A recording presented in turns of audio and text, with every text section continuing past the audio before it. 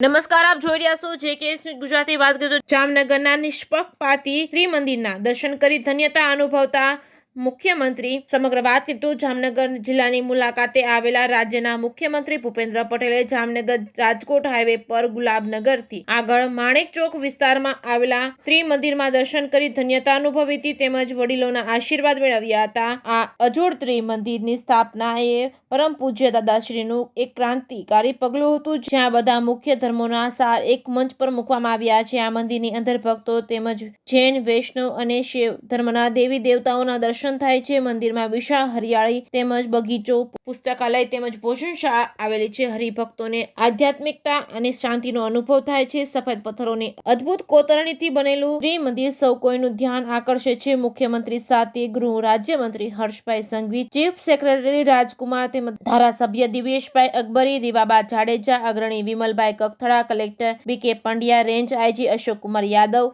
જિલ્લા પોલીસ વડા પ્રેમસુખ ડેલુ વગેરે ઉપસ્થિત રહ્યા હતા. જેકેએસ ન્યૂઝ ગુજરાતી સાથે હર્ષલ ખંડેરિયા, જામનગર.